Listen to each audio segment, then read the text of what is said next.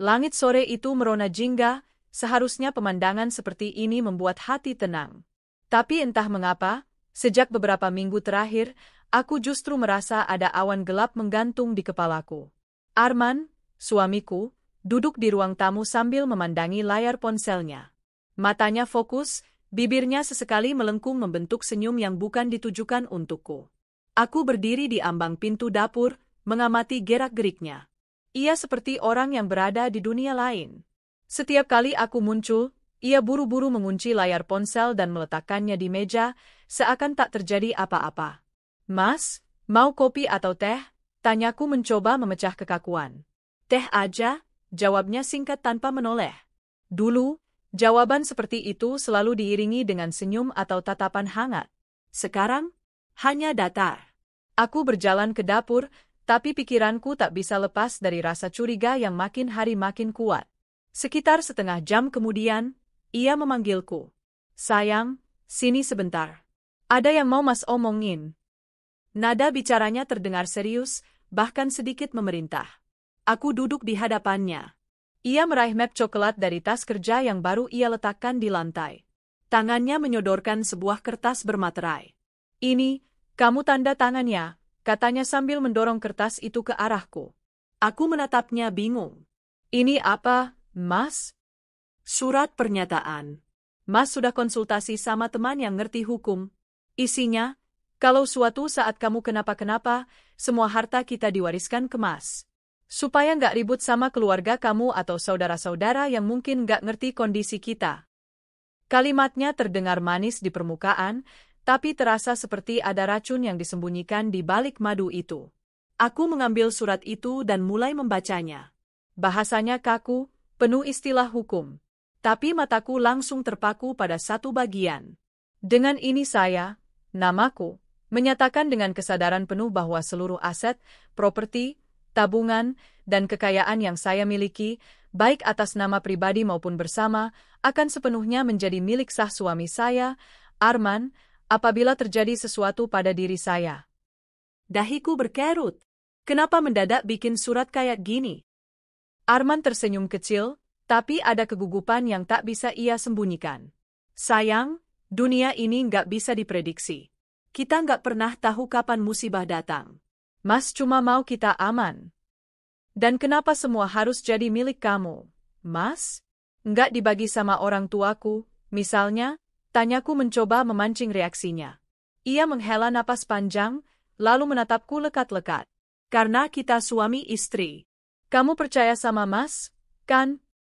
Aku menunduk, pura-pura merenung, padahal dalam hati, alarm bahaya berdentang kencang. Tidak ada alasan logis yang membuatku harus menyerahkan semua aset padanya dalam satu dokumen tanpa persyaratan lain. Terlebih, nada bicaranya tadi terasa memaksa meski dibungkus dengan kata-kata lembut. "Aku tanda tangan nanti aja, Mas. Aku mau baca dulu," ucapku sambil menutup map itu. Raut wajahnya berubah. Sekilas aku melihat kilatan kesal di matanya, tapi ia cepat menutupinya dengan senyum tipis. "Ya udah, tapi jangan lama-lama. Surat ini penting." Aku hanya mengangguk, padahal di dalam hati aku bertekad satu hal, aku tidak akan tanda tangan sebelum tahu seluruh kebenarannya. Malam itu, aku tak bisa tidur. Suara napas Arman terdengar berat di sebelahku, tapi pikiranku penuh pertanyaan. Kenapa ia begitu mendesak? Kenapa sekarang? Aku teringat beberapa kejadian aneh belakangan ini. Beberapa kali ia pulang larut malam dengan alasan rapat mendadak. Pesan-pesan di ponselnya selalu ia hapus. Ia mulai sering menghindar saat aku ingin bicara soal keuangan keluarga. Aku memejamkan mata, tapi semakin mencoba tidur, semakin kuat perasaan bahwa aku sedang dijebak. Keesokan harinya, Arman berangkat kerja lebih awal. Aku memutuskan untuk memeriksa map coklat itu lebih detail. Saat kubuka, selain surat bermaterai, ada beberapa fotokopi dokumen sertifikat rumah, rekening tabungan, dan surat kendaraan, semua atas namaku. Jantungku berdetak cepat. Kenapa semua dokumen ini ada di tangannya? Bukankah ini harusnya aman di lemari arsipku? Aku mulai merasa napas sesak. Skenarionya mulai terbentuk di kepalaku. Arman membuatku tanda tangan surat itu, lalu, Mungkin aku akan diusir dari rumahku sendiri. Sore itu, aku memutuskan menghubungi Sinta, sahabatku yang bekerja di kantor notaris. Kami bertemu di sebuah kafe yang cukup sepi. Aku membawa salinan surat itu yang sempat kupotret. Sinta membacanya perlahan. Setelah beberapa menit, ia menatapku dengan ekspresi serius. "Enam, ini surat sah secara hukum kalau kamu tanda tangan. Kalau sampai kamu setuju, semua aset bisa langsung pindah ke suami kamu tanpa proses warisan biasa." Tubuhku dingin. Jadi dia bisa ambil semua? Sinta mengangguk. "Bahkan kalau kamu masih hidup tapi nggak bisa melawan secara hukum, surat ini bisa jadi bukti dia berhak penuh." Aku menelan ludah. "Sinta, aku curiga ini bukan cuma ide iseng dia. Aku rasa ada orang lain yang terlibat." "Orang lain?" Sinta memiringkan kepala. Aku menatap keluar jendela kafe. "Ya, perempuan." Malam itu, aku memutuskan mulai mengawasi Arman lebih dekat. Aku pura-pura tidur ketika ia sibuk dengan ponselnya. Dari sudut mataku, aku melihat senyumnya, senyum yang dulu hanya untukku. Dan saat itu, aku tahu, ini bukan hanya tentang surat bermaterai. Ini tentang pengkhianatan. Aku tidak akan marah sekarang. Tidak akan. Karena kalau aku bereaksi gegabah, aku akan masuk perangkap. Aku harus bermain lebih pintar darinya. Pagi itu, Arman terburu-buru pergi ke kantor. Ia bahkan tidak sempat sarapan. Hanya meneguk kopi setengah gelas, lalu bergegas sambil memeluk map kerjanya. Begitu suara pintu tertutup, aku langsung bergerak. Ada waktu sekitar 8 jam sebelum ia pulang. Dan aku harus menggunakan waktu itu sebaik mungkin. Pertama, aku memeriksa meja kerjanya. Rapi, terlalu rapi untuk ukuran Arman. Biasanya ia meninggalkan pulpen, kertas, atau dokumen berserakan. Hari ini, semua kosong. Hanya ada laptopnya di pojok meja, terkunci dengan password. Tapi aku tahu satu hal, Arman tidak pernah mengganti password email di laptopnya karena fitur Remember Me selalu aktif. Aku membukanya, dan benar saja, email terbuka tanpa hambatan. Mataku menyapu daftar pesan masuk. Banyak email pekerjaan, tapi di antaranya ada beberapa dari nama yang asing bagiku. Rina. Subjeknya sederhana, rencana kita, kapan kita mulai? Dia nggak curiga, kan? Tanganku sedikit gemetar saat mengklik salah satunya. Rina. "Mas, aku udah nggak sabar nempatin rumah itu. Aku udah mikirin gimana kita ngatur ruang tamunya, nyiapin kamar buat anak kita nanti." Aku berhenti membaca. Napasku tersengal. Rumah itu? Rumah yang sekarang aku tinggali? Kubaca lagi lanjutannya. Arman. Sabar. Semua berjalan sesuai rencana. Begitu dia tanda tangan, kita bisa mulai renovasi. Dia bakal pergi dengan sendirinya. Perutku terasa seperti diremas. Kata-kata itu terlalu jelas. Aku adalah target. Aku tak bisa membiarkan emosiku meledak. Kalau aku gegabah, semua akan runtuh. Aku harus menyimpan semua bukti ini. Segera, aku menyalin seluruh isi email itu ke flash disk, termasuk lampiran foto rumahku yang mereka coret-coret dengan ide renovasi. Siang harinya, aku melanjutkan pencarian bukti. Kubuka folder foto di laptopnya. Ada beberapa foto kami berdua, tapi di tengah-tengahnya terselip foto Arman dan seorang perempuan yang kuduga adalah Rina. Mereka tersenyum mesra di sebuah restoran, tangannya saling menggenggam. Aku screenshot semua, menyalinnya ke flash disk yang sama. Setiap klik rasanya seperti menancapkan pisau ke dadaku sendiri, tapi aku harus kuat. Malam itu, aku memutuskan untuk memastikan keberadaan Rina. Aku mulai dari akun media sosial Arman. Ia memang tidak memposting foto dengan perempuan itu, tapi di kolom komentar ada nama, Rina, yang sering meninggalkan emotikon hati. Rasa penasaranku membuncah. Aku mencari akun itu dan menemukannya. Foto profilnya memperlihatkan perempuan berambut panjang, bibir tipis, dan senyum penuh percaya diri. Di beberapa fotonya, aku mengenali gaun dan perhiasan yang mirip dengan yang pernah kulihat di dalam mobil Arman, perhiasan yang ia klaim sebagai pesanan klien kantor. Hatiku mendidih. Aku mulai menghubungkan semua titik. Selama ini, setiap kali Arman bilang ada, lembur, atau acara kantor mendadak, Kemungkinan besar ia bersama Rina. Keesokan harinya, aku memutuskan melakukan pengintaian langsung. Sore itu, aku sengaja menelepon Arman dan berpura-pura bilang akan pulang terlambat karena ada reuni teman lama. Padahal aku diam-diam mengikuti mobilnya dari jarak aman. Mobilnya berhenti di sebuah kafe mewah. Dari kejauhan, kulihat Rina sudah duduk menunggunya. Mereka saling menyapa dengan pelukan, bukan pelukan formal, tapi pelukan orang yang sedang jatuh cinta. Aku merekamnya dengan kamera ponsel. Tanganku gemetar, bukan hanya karena marah, tapi juga karena rasa muak. Aku terus memotret dan merekam mereka. Saat pelayan mengantar minuman, Arman meraih tangan Rina, mengelusnya, dan berkata dengan senyum puas, "Sebentar lagi, rumah itu jadi milik kita." Kata-kata itu cukup bagiku. Semua rekaman, foto, dan bukti email akan menjadi senjataku. Namun, aku sadar, bukti saja tidak cukup. Aku harus membuat mereka jatuh ke perangkap mereka sendiri. Dan untuk itu, aku harus berpura-pura tidak tahu apa-apa. Malamnya, ketika Arman pulang, aku sambut seperti biasa.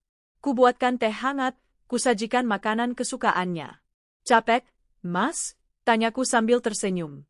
"Lumayan. Rapat tadi panjang banget," jawabnya sambil duduk. Aku menatapnya, mencoba menilai ekspresinya. "Oh iya, soal surat itu, aku udah baca. Aku ngerti maksudnya, tapi aku juga kepikiran kalau kita harus saling melindungi. Biar nggak ada yang merasa dirugikan." Arman mengangkat alisnya. "Maksudnya?" "Nanti aja aku jelasin. Aku cuma mau pastikan kita sama-sama aman." Ia mengangguk, kelihatannya sedikit lega. Mungkin ia berpikir aku mulai luluh. Padahal, itu bagian dari rencanaku, membuatnya percaya aku akan menuruti kemauannya. Selama beberapa hari berikutnya, aku terus memainkan peran istri yang manis. Aku tidak membicarakan surat itu lagi, tapi memberi isyarat seolah-olah aku siap menandatanganinya. Di belakang layar, aku mengatur langkah-langkah berikutnya. Aku menyewa jasa detektif swasta untuk mengumpulkan bukti tambahan, terutama yang bisa digunakan secara hukum. Detektif itu mengirimkan foto-foto Arman dan Rina masuk bersama ke sebuah apartemen sewaan. Ada juga rekaman suara mereka membicarakan pembagian hartaku, sesuatu yang membuatku hampir muntah saat mendengarnya. Semua potongan puzzle mulai membentuk gambaran besar. Arman ingin aku menandatangani surat yang membuat semua aset berpindah ke dirinya. Ia berencana tinggal bersama Rina di rumahku setelah aku pergi dari rumah. Mereka berdua percaya aku cukup naif untuk jatuh ke dalam jebakan. Mereka salah besar. Suatu malam, aku berdiri di depan cermin sambil memandangi diriku. Mata ini terlihat lelah, tapi di baliknya ada bara yang menyala. Aku membatin, "Kalian pikir aku mangsa mudah? Kalian belum tahu siapa sebenarnya lawan kalian." Besoknya, aku mulai menyusun rencana perangkap. Dan itu akan dimulai dengan satu langkah kecil. Membuat Arman percaya bahwa semua ini adalah idenya, padahal aku yang mengatur jalannya permainan. Malam itu, setelah memastikan Arman terlelap, aku duduk di meja kerja dengan laptop dan flash disk di hadapanku. Semua bukti yang kukumpulkan selama ini terasa seperti potongan puzzle yang menunggu untuk dirangkai menjadi gambaran utuh. Foto-foto mesra mereka, rekaman pembicaraan di kafe, salinan email, hingga laporan dari detektif. Tanganku bergerak cepat menyalin semua bukti ke dua flash disk berbeda.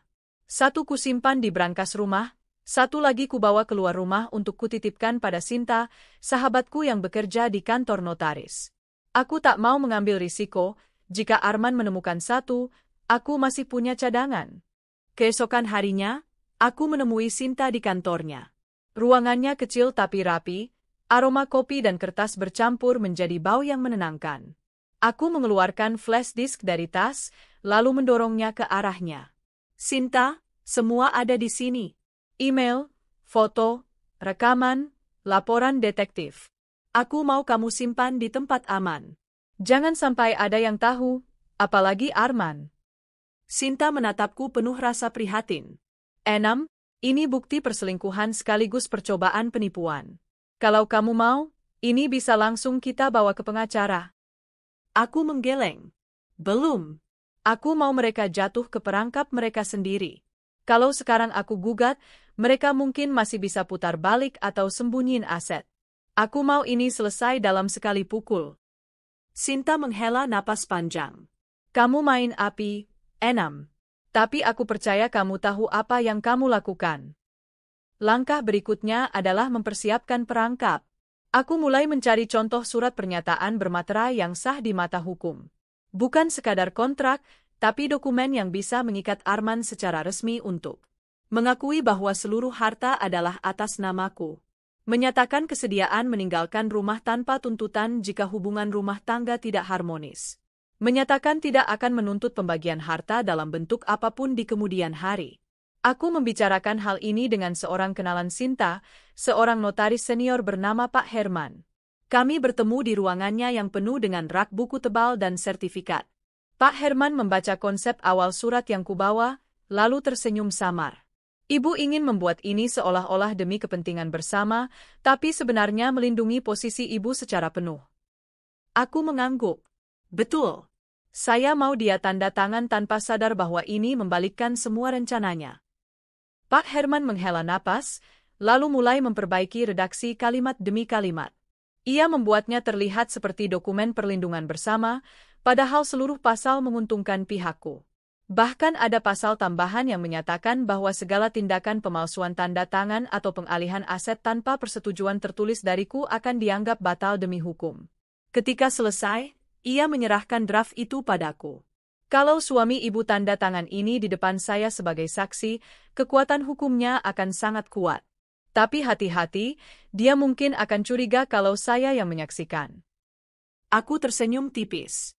Saya akan pastikan dia melihat ini sebagai idenya sendiri. Beberapa hari kemudian, aku memulai tahap menggiring Arman ke perangkap. Aku kembali berperan sebagai istri yang patuh, bahkan mulai bertanya-tanya soal asuransi, warisan, dan keamanan aset. Semua itu kulakukan dengan nada seolah aku benar-benar percaya pada wacananya. Suatu malam, setelah makan malam, aku memulai pembicaraan. Mas, aku kepikiran. Surat yang kamu kasih kemarin itu memang penting, tapi gimana kalau kita bikin versi yang lebih lengkap? Biar jelas, kalau ada apa-apa, nggak cuma satu pihak yang aman, tapi kita berdua. Arman menatapku, ragu. Versi lengkap? Maksudnya gimana? Ya, misalnya, kita tulis kalau semua harta yang sudah ada sekarang itu atas namaku, dan semua yang kita punya nanti kita atur bareng. Jadi kalau aku nggak ada, kamu yang pegang, tapi kalau hubungan kita nggak harmonis, ya kamu keluar dari rumah tanpa tuntutan. Aku mengatakannya dengan nada ringan, seolah itu sekadar formalitas. Arman terdiam sebentar, lalu tersenyum. Kamu mulai ngerti juga, ya? Oke, coba aja bikin draftnya. Nanti Mas lihat. Hatiku berdebar. Ia mulai masuk ke lingkaran yang kubuat. Malam itu, aku mengirimkan versi draft yang sudah dipoles Pak Herman ke email Arman dengan subjek draft perlindungan aset kita. Aku sengaja menyelipkan kalimat pembuka yang membuatnya merasa ide ini datang dari dirinya. Mas, ini aku buat sesuai obrolan kita kemarin. Biar kita sama-sama aman. Aku tahu, Arman terlalu percaya diri. Ia berpikir aku sudah jinak. Dan itulah kesalahannya. Sementara itu, aku tidak berhenti memperkuat posisiku. Aku membuka rekening baru atas namaku sendiri dan memindahkan sebagian besar dana pribadiku ke sana. Aku juga menghubungi bank untuk memastikan semua sertifikat dan dokumen rumah disimpan di brankas mereka, bukan di rumah. Kalau Arman sampai mencoba mengambil dokumen fisik, ia akan pulang dengan tangan kosong. Suatu sore, aku mendapat kabar dari detektif bahwa Arman dan Rina mulai membicarakan jadwal pindah ke rumahku. Mereka bahkan sudah memesan jasa renovasi kecil untuk menyesuaikan interior. Aku membaca laporan itu sambil menahan senyum sinis. Mereka benar-benar yakin aku akan kalah. Beberapa hari kemudian, aku memutuskan untuk mengatur momen penandatanganan surat itu. Aku memilih waktu ketika Arman sedang dalam suasana hati yang baik, sepulang dari perjalanan dinas kecil yang membuatnya membawa banyak uang tunai. Aku tahu, dalam kondisi seperti itu, ia cenderung lebih santai dan tidak terlalu waspada. Mas, kataku sambil menyodorkan map berwarna biru, aku udah cetak draft yang kita omongin kemarin. Tanda tangan aja sekarang, biar nggak kelupaan. Ia membuka map itu, membacanya sekilas. Bibirnya melengkung tipis. Lengkap, ya. Oke. Aku menahan napas saat ia mengambil pena dan menandatangani dokumen itu di setiap halaman. Aku sengaja tidak menunjukkan rasa lega, hanya tersenyum biasa seolah ini memang hal sepele. Begitu selesai, aku langsung menyelipkan dokumen itu kembali ke map dan membawanya ke kamar. Malam itu juga, aku mengirimkannya ke Pak Herman untuk disimpan dan disahkan secara resmi. Kini, posisiku jauh lebih kuat.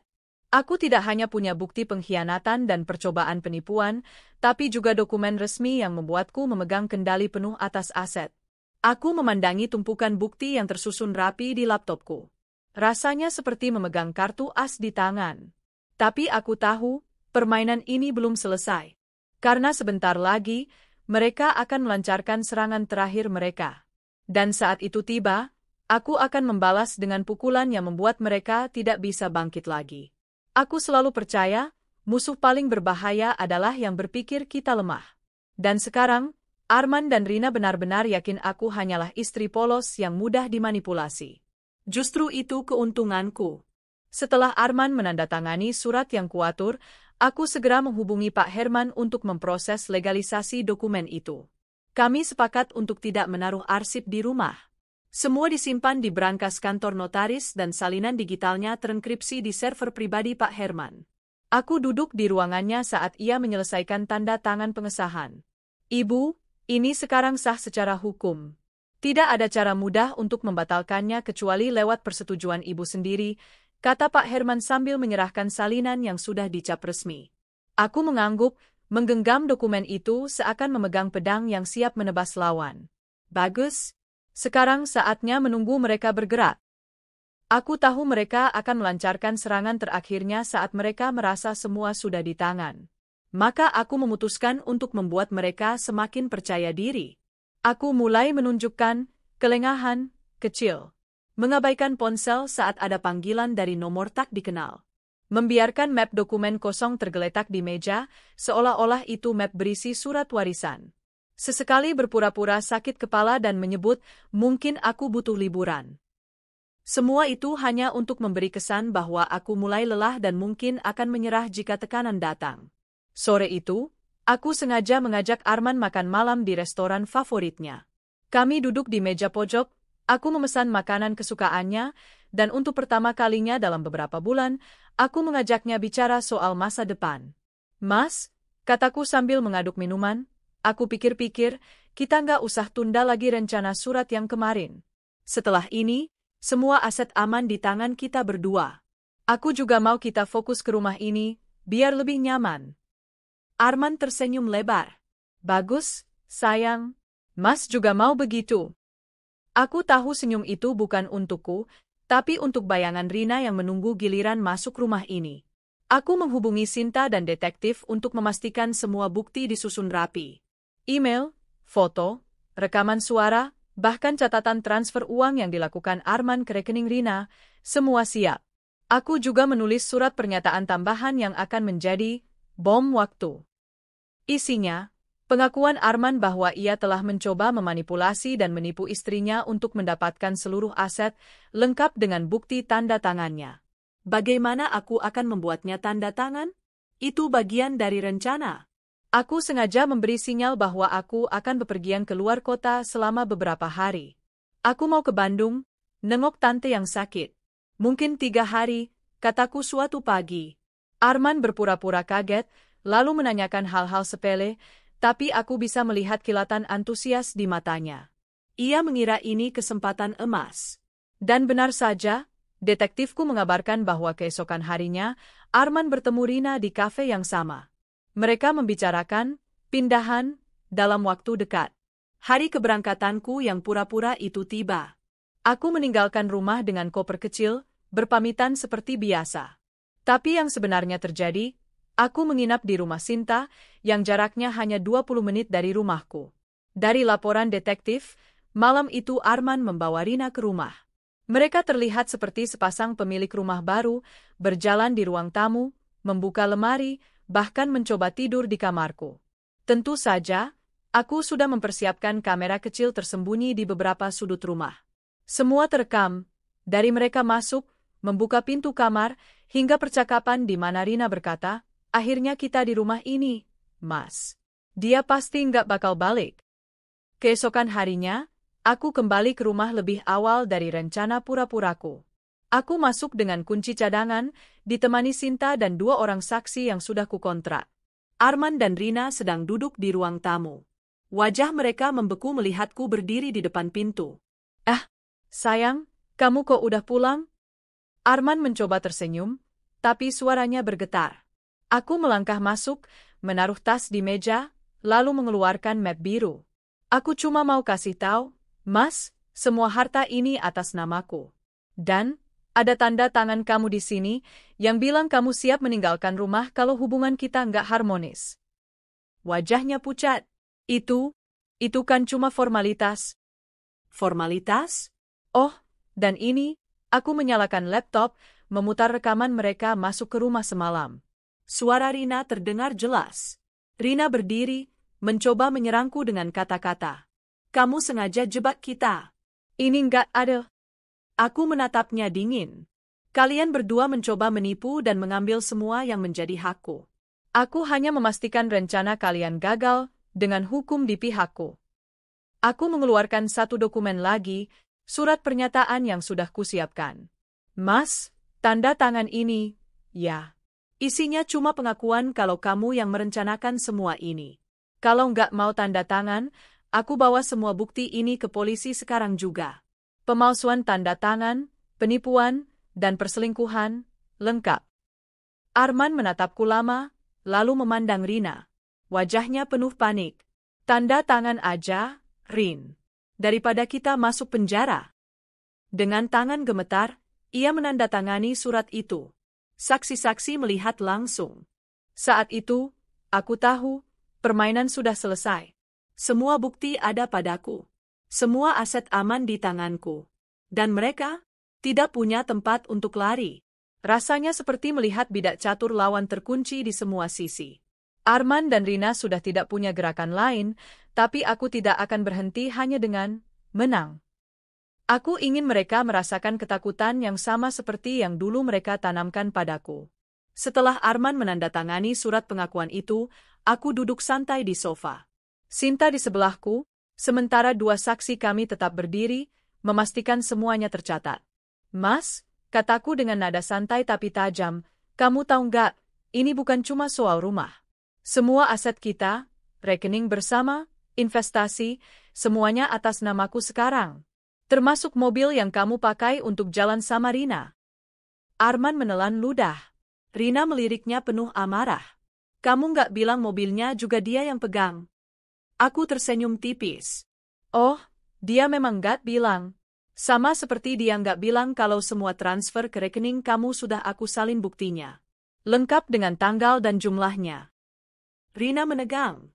Ia sadar bahwa uang-uang yang sudah ia nikmati bisa menjadi bukti kuat di mata hukum.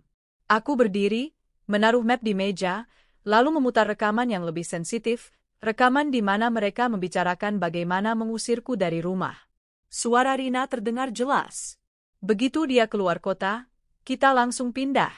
Semua barangnya aku suruh buang, biar dia nggak punya alasan balik.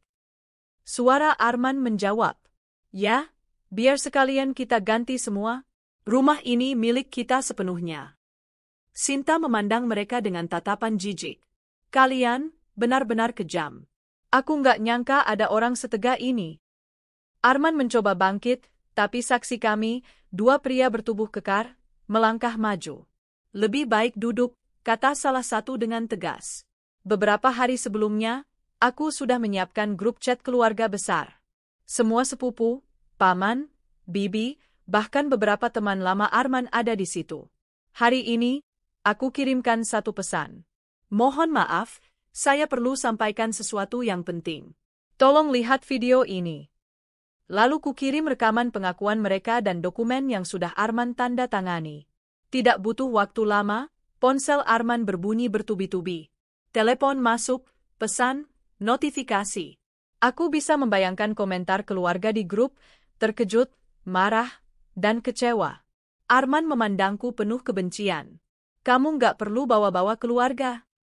Aku mengangkat bahu. Kenapa? Bukankah kamu suka bercerita soal aku ke mereka? Sekarang aku cuma balas budi. Aku mengeluarkan sebuah amplop tebal dari tas. Ini, Mas, surat resmi yang sudah kukirim ke bank dan notaris. Mulai hari ini, semua akses rekening bersama diblokir. Kartu kredit yang atas namaku, diblokir. Mobil yang kamu pakai, akan ditarik besok. Arman mengepalkan tangan, tapi ia tahu tidak bisa berbuat apa-apa. Semua sudah diatur secara legal. Dan satu lagi, aku menatap Rina, aku sudah melapor ke kantor kamu tentang hubungan ini. Karena, kebetulan, perusahaan kamu punya aturan ketat soal hubungan dengan rekan kerja yang sudah menikah. Paling lambat minggu depan, kamu akan dipanggil HRD.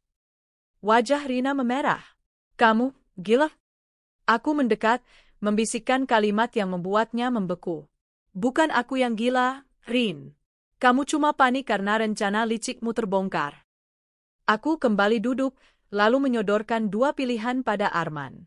Mas, ada dua opsi. Pertama, kamu keluar dari rumah ini hari ini juga, dan aku simpan semua bukti tanpa menyerahkannya ke polisi. Kedua, kita langsung ke kantor polisi sekarang dengan semua rekaman, surat, dan saksi. Kamu dan Rina bisa menunggu sidang sambil ditahan. Arman menunduk. Tangannya gemetar. Aku butuh waktu. Aku menggeleng. Tidak ada waktu. Pilih sekarang. Rina mulai menangis, entah karena takut atau marah.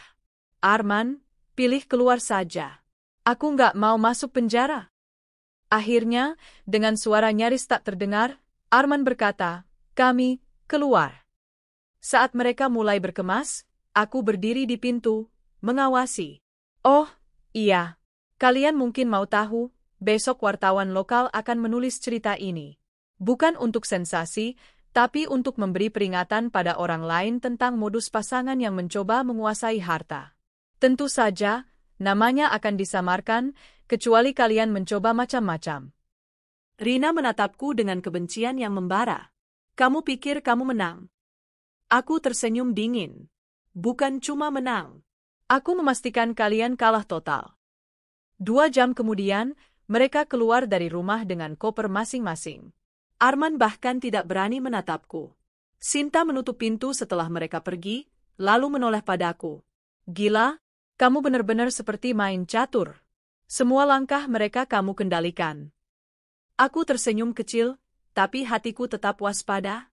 Permainan belum selesai, Sin. Mereka mungkin akan mencoba balas dendam. Tapi sekarang, semua pion di papan ini ada di pihakku. Malam itu, aku mengirimkan dokumen resmi ke pengacara untuk memulai proses gugatan cerai dengan alasan perselingkuhan dan penipuan. Aku tahu secara hukum aku akan berada di posisi yang sangat kuat. Sambil menatap rumahku yang kembali sunyi, aku merasakan sesuatu yang sudah lama hilang, kendali. Dan kali ini, aku tidak akan pernah melepaskannya lagi. Beberapa hari setelah Arman dan Rina keluar dari rumahku, udara terasa lebih ringan. Namun aku tahu mereka tidak akan menyerah begitu saja. Arman bukan tipe lelaki yang menerima kekalahan, dan Rina, aku yakin, akan menghasutnya untuk balas dendam. Tapi justru disitulah aku sudah menyiapkan langkah terakhir. Kalau langkah kemarin adalah mengunci, maka kali ini adalah mematikan permainan. Sebelum mereka pergi, aku sudah menyewa seorang private investigator bernama Bagas. Tugasnya sederhana, mengawasi Arman dan Rina, merekam semua kegiatan mereka, dan terutama, mencari celah hukum yang bisa memperberat posisi mereka. 3 hari kemudian, Bagas memberiku laporan. Arman dan Rina tidak tinggal di apartemen seperti yang mereka klaim pada keluarga. Mereka tinggal di rumah kontrakan sederhana di pinggiran kota, tapi anehnya, Arman terlihat sering mengunjungi seseorang yang ternyata rentenir. Dari laporan itu, aku tahu Arman meminjam uang cukup besar untuk modal usaha, yang kemungkinan besar hanyalah topeng untuk membiayai gaya hidup mereka. Hari keempat, aku mendatangi kantor Rina. Aku tidak sekadar melaporkan hubungan terlarang mereka, tapi juga menyerahkan bukti transfer uang dari Arman ke rekening pribadinya. Di dunia profesional, Menerima uang dari pasangan orang lain tanpa alasan resmi adalah pelanggaran etik serius, apalagi jika uang itu berasal dari rekening keluarga. Manajer HRD, seorang wanita parubaya bernama Bu Lilis, menatapku dengan campuran simpati dan kemarahan. Tenang saja, Bu. Perusahaan kami tidak menoleransi perilaku seperti ini. Dia akan dipanggil minggu depan. Kalau terbukti, pemecatan tanpa pesangon adalah konsekuensinya. Aku pulang dengan senyum tipis. Pukulan pertama sudah kuluncurkan. Di hari kelima, aku menghubungi salah satu rekan bisnis Arman yang kukenal, Pak Rudi. Aku tahu Arman pernah meminjam dana darinya untuk proyek yang tidak pernah terrealisasi. Pak Rudi, kataku di telepon, saya rasa Anda perlu tahu, semua proyek yang Arman ceritakan itu palsu. Saya punya bukti kalau uang yang Bapak berikan digunakan untuk keperluan pribadi bersama perempuan simpanannya. Pak Rudi terdiam cukup lama, lalu suaranya berubah tajam. Kalau begitu, saya akan tuntut dia secara hukum. Terima kasih sudah memberitahu. Sekali lagi, aku menanam benih kehancuran yang akan tumbuh cepat. Seminggu berlalu, efeknya mulai terlihat. Rina dipanggil HRD, dan dari kabar yang kudapat, ia menangis saat menerima surat pemecatan. Arman mulai menghindari grup keluarga karena hujan pertanyaan dan cacian dari saudara-saudaranya. Hutang dari rentenir mulai menekan, bahkan ada kabar seseorang mendatangi kontrakan mereka dan membuat keributan. Bagiku, ini baru pemanasan. Ternyata, Arman masih mencoba bermain kotor. Ia menyebarkan cerita ke beberapa teman bahwa aku memalsukan tanda tangannya dan merebut harta secara ilegal. Sayangnya untuk dia, aku sudah menduga langkah ini. Semua dokumen yang ia tanda tangani disertai rekaman video, saksi, dan tanggal yang jelas. Aku mengunggah satu video pendek ke media sosial pribadiku, tanpa menyebut nama, tapi jelas terlihat siluet Arman sedang menandatangani sambil menyebutkan isi pernyataan. Video itu viral di lingkaran sosial kami. Banyak yang paham siapa orang di video itu, dan mereka mulai membela posisiku. Arman justru kehilangan sisa kredibilitasnya. Aku menunggu hingga mereka benar-benar terdesak sebelum mengirim serangan pamungkas. Bagas, si penyelidik, menemukan bahwa Arman menunggak cicilan mobil yang sebenarnya sudah atas namaku. Aku menghubungi pihak leasing dan menunjukkan surat kepemilikan terbaru. Tak butuh waktu lama, petugas leasing menarik mobil itu langsung dari depan kontrakan mereka. Rina berteriak-teriak di jalan, tapi tak ada yang peduli. Beberapa tetangga mereka merekam kejadian itu dan menyebarkannya ke media sosial. Aku tidak ikut campur, tapi aku tidak menghentikannya juga. Beberapa hari kemudian, Rina menghubungiku. Suaranya terdengar lelah. "Kamu sudah puas, ya?" tanyanya, napasnya berat. Aku menjawab tenang, "Belum. Aku hanya memastikan kamu tidak akan pernah melakukan ini pada orang lain." Ia menangis, mungkin karena sadar seluruh lingkar sosialnya kini memandangnya dengan jijik. Kabar pemecatannya menyebar luas, dan dengan reputasi yang hancur, ia akan kesulitan mencari pekerjaan baru. 2 minggu setelah mereka keluar dari rumah, Arman akhirnya meneleponku. Suaranya parau, terdengar seperti orang yang kehilangan arah. "Aku minta maaf," katanya singkat. Aku hanya diam. Aku nggak nyangka semuanya akan jadi begini. Aku pikir aku bisa mengatur semuanya. Aku memutuskan untuk memberinya satu kalimat saja. "Kamu yang memulai permainan ini, Mas." Aku hanya menyelesaikannya. Lalu kututup telepon. Dengan semua bukti dan laporan, proses gugatan cerai berjalan mulus. Hakim langsung memutuskan semua harta tetap menjadi milikku. Arman tidak mendapat sepeser pun, bahkan harus membayar sebagian biaya perkara. Rina? Ia menghilang dari peredaran, mungkin kembali ke kampung halamannya. Rumahku kembali tenang. Tidak ada lagi rencana licik di balik senyum manis. Dan yang paling penting, aku mendapatkan pelajaran berharga. Tidak ada yang bisa merampas sesuatu dariku jika aku tetap waspada dan berani melawan. Pagi itu, sinar matahari masuk lembut lewat jendela ruang tamu. Aroma kopi yang baru kuseduh memenuhi udara. Tidak ada suara langkah kaki yang mencurigakan, tidak ada bisikan telepon di sudut rumah, tidak ada tatapan penuh rahasia. Rumah ini dulu menjadi saksi pengkhianatan dan rencana licik. Tapi sekarang, ia kembali menjadi milikku sepenuhnya, baik secara hukum maupun secara hati. Aku menatap setiap sudutnya dengan rasa bangga. Bukan karena materialnya, tapi karena ini simbol kemenangan. Aku duduk di teras sambil membuka buku catatan yang selalu kupakai saat menjalani perang dingin melawan Arman dan Rina. Semua strategi, nama saksi, bukti, hingga rencana cadangan tertulis rapi di sana. Aku membaca kembali catatan itu sambil tersenyum tipis. Siapa sangka, orang yang mereka kira akan mudah dijatuhkan ternyata bisa membalikkan keadaan? Pelajaran terbesarku sederhana tapi penting. Kepercayaan itu penting, tapi jangan pernah menutup mata pada tanda-tanda bahaya.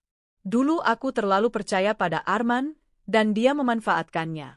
Tapi sekarang aku tahu, rasa percaya harus dibarengi kewaspadaan. Sebelum kejadian ini, aku adalah orang yang cenderung menghindari konflik. Aku lebih suka diam daripada berdebat, lebih suka mengalah demi menjaga hubungan tetap damai. Tapi aku sadar, damai yang dibangun di atas kebohongan hanyalah ilusi. Sekarang, aku bukan lagi wanita yang takut berbicara atau melawan. Jika ada yang mencoba merampas hakku lagi, aku tidak akan ragu berdiri tegak. Salah satu langkah yang kulakukan setelah semua selesai adalah membatasi lingkaran pertemananku. Beberapa orang yang dulu dekat ternyata memilih memihak Arman saat konflik terjadi. Mereka percaya pada fitnahnya, tanpa mau mendengar penjelasanku. Orang-orang seperti itu tidak lagi kuberi tempat dalam hidupku. Sebaliknya, aku merangkul orang-orang yang benar-benar ada untukku, teman-teman yang mendukungku diam-diam, memberi informasi, bahkan membantu mengumpulkan bukti. Mereka adalah keluarga yang mendukungku, dan aku beruntung memilikinya. Kabarnya, Arman kini bekerja serabutan. Hutang-hutangnya pada rentenir membuatnya tidak bisa bekerja di perusahaan besar lagi. Reputasinya di dunia bisnis hancur, dan banyak orang menghindarinya. Rina? Ia menghilang. Dari beberapa gosip, ia kembali ke kampung dan hidup sederhana, jauh dari gemerlap yang dulu ia kejar. Aku tidak merasa perlu membalas mereka lagi. Aku sudah mendapatkan keadilan, dan lebih dari itu, aku sudah mendapatkan kembali diriku yang sebenarnya. Setelah beberapa bulan, aku memutuskan untuk merenovasi rumah. Bukan karena rusak, tapi karena aku ingin menghapus semua jejak masa lalu yang mengingatkanku pada mereka. Dinding ruang tamu yang dulu menjadi tempat Arman duduk bersama Rina kini kuganti warna. Kamar tidur utama kuubah tata letaknya. Halaman belakang kutanami bunga yang selalu aku sukai, tapi dulu Arman larang karena katanya, merepotkan. Aku juga memulai bisnis kecil, membuka toko bunga online. Ide ini datang saat aku merasa damai merawat tanamanku sendiri. Aku ingin orang lain juga merasakan kedamaian itu. Sekarang aku tidak hanya mengelola hartaku sendiri, tapi juga mengelola waktuku dengan lebih baik. Pagi kuisi dengan pekerjaan, siang untuk mengurus rumah, dan malam untuk bersantai dengan membaca atau menonton film. Tidak ada lagi malam-malam gelisah memikirkan apakah orang yang tidur di sebelahku sedang merencanakan sesuatu di belakangku. Banyak orang mengira aku melakukan semua ini demi balas dendam. Tapi sebenarnya, ini bukan hanya soal membuat mereka menderita. Meski aku akui, melihat mereka panik dan terjebak dalam rencanaku memang memuaskan. Tujuan utamaku adalah mengambil kembali kendali atas hidupku. Balas dendam hanyalah efek samping dari membela diri dengan cerdas. Suatu malam, aku menulis surat untuk diriku sendiri. Surat ini akan kusimpan untuk dibaca di masa depan, kalau-kalau aku mulai lupa kekuatanku sendiri. Untuk diriku di masa depan. Ingatlah bahwa kamu pernah dijebat, dikhianati, dan hampir kehilangan segalanya. Tapi kamu tidak menyerah. Kamu mengamati, merencanakan, dan membalikkan keadaan. Kamu membuktikan bahwa kecerdikan lebih tajam dari pisau, dan keberanian lebih kuat dari ketakutan. Jangan pernah biarkan orang lain membuatmu merasa kecil lagi. Aku melipat surat itu dan menyimpannya di laci meja kerja. Beberapa bulan setelah semuanya selesai, aku memutuskan untuk bepergian sendiri. Aku memilih Bali sebagai tujuan, tempat yang selalu ingin kukunjungi tapi selalu kutunda karena Arman tidak suka liburan ke tempat ramai. Di sana, aku menikmati matahari terbenam di pantai, makan malam sambil mendengar suara ombak, dan berbicara dengan orang-orang baru. Perjalanan ini memberiku rasa kebebasan yang belum pernah kurasakan selama bertahun-tahun. Sekarang, Jika aku mendengar nama Arman atau Rina, tidak ada lagi rasa marah atau sakit hati. Yang ada hanya rasa dingin netral, seperti membicarakan orang asing. Mereka hanyalah bagian dari masa lalu yang membentuk siapa aku hari ini. Aku tahu hidup akan terus memberi tantangan, tapi aku tidak takut lagi. Aku sudah membuktikan pada diriku sendiri bahwa aku bisa menghadapinya dengan kepala tegak dan pikiran jernih. Hidup akan terus berjalan, dan mungkin suatu hari nanti akan datang orang baru yang mencoba menguji batas kesabaranku. Tapi sekarang aku siap, aku sudah melalui badai dan keluar sebagai pemenang. Dan jika badai itu datang lagi, aku tidak hanya akan bertahan, aku akan menaklukkannya. Rumah itu kini berdiri kokoh di hadapanku, sunyi tapi penuh arti. Dulu, dindingnya menjadi saksi pengkhianatan, bisik-bisik rahasia, dan rencana licik yang hampir menghancurkanku. Sekarang, ia berdiri sebagai simbol kemenangan, bukti bahwa aku tidak hanya bertahan, tapi juga menang. Arman dan Rina, mereka hanyalah bayang-bayang masa lalu. Kabarnya, hidup mereka kini berantakan. Aku tidak peduli. Balas dendamku sudah tuntas bukan karena mereka menderita, tapi karena aku mengambil kembali kendali atas hidupku. Aku belajar bahwa kepercayaan adalah hal berharga, tapi kewaspadaan adalah perisai yang harus selalu kugenggam. Aku belajar bahwa diam bukan berarti bodoh, dan sabar bukan berarti lemah. Kini, aku memulai hidup baru, tanpa rasa takut, tanpa keraguan, dan tanpa beban. Jika badai datang lagi, aku tidak akan hanya bertahan. Aku akan menaklukkannya, seperti yang sudah kulakukan sekali ini.